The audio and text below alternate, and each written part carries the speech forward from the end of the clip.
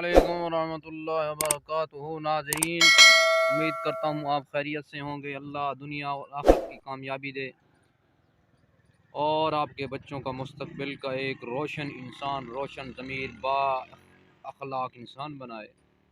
تمام رنجش اور تمام پریشانیوں سے اللہ محفوظ رکھے۔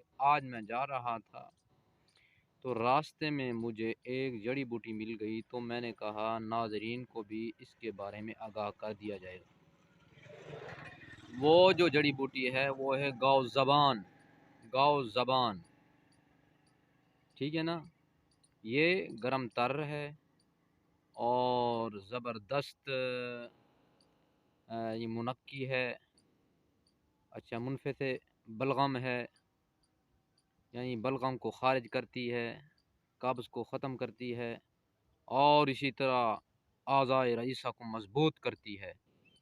تو آئیے آپ کو گاؤ زبان کے مزید فوائد اور اس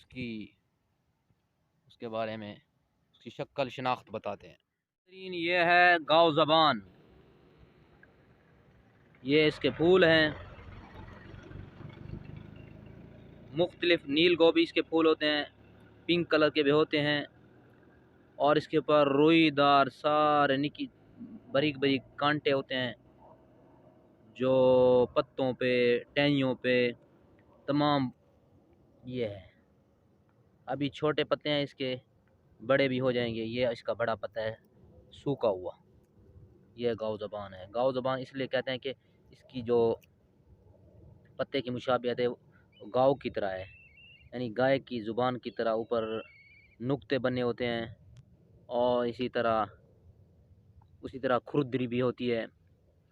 یہ ہے گاؤ زبان، گرم تر ہے، اس کا مزاج بلغم کو خارج کرتی ہے، دمے کو ختم کرتی ہے، اور منقی ہے، معدے کی تنقیہ کرتی ہے، قبض کو ختم کرتی ہے، اور اسی طرح دل، دماغ، گردے، جگر کے لیے بہترین مقوی ہے۔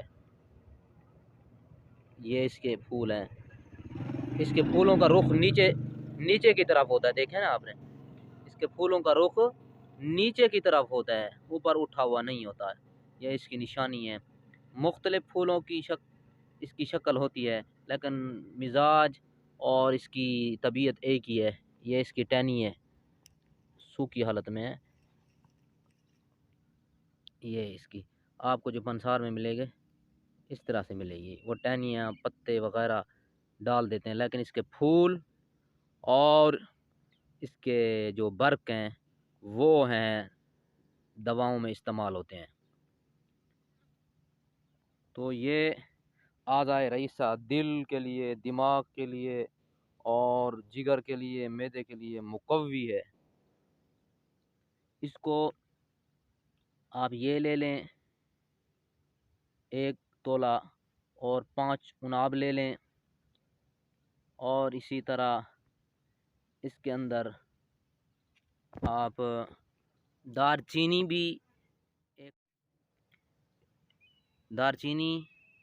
ایک ٹکڑا بھی ڈال دیں، اور اس کا قہوہ بنا کے صبح شام پئیں۔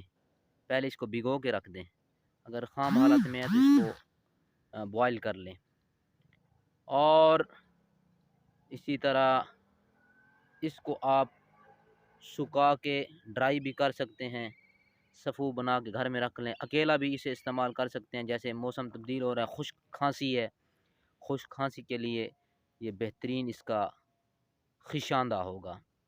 بھگو کے رکھ دیں، بلکہ اس کا جوشاندہ بنا کے پئیں، خشاندہ نہیں۔ بھگو کے رکھ دیں رات کو، صبح کو اس کو بوائل کر کے میٹھا ڈال کے مصری کا آپ پی لیں، انشاءاللہ یہ بہت فائدہ دے گی۔ یہ میں نے سڑک کے کنارے دیکھا ہے، تو میں نے کہا ناظرین کو بھی اس کا شکل شبہات دکھا دیں۔ یہ اس کے پھول ہیں، اب برق چھوٹے ہیں، برق بڑے ہو جائیں گے۔ یہ ہیں اس کے برق، خاردار ہوتے ہیں۔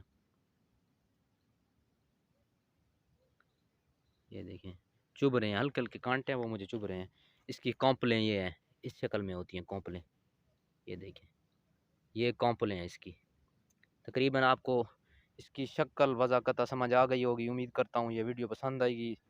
آپ پیار اور محبت سے اس کو نوازا کریں، سبسکرائب کریں، لائک کریں، دوستوں میں شیئر کریں۔ السلام علیکم ورحمۃ اللہ وبرکاتہ۔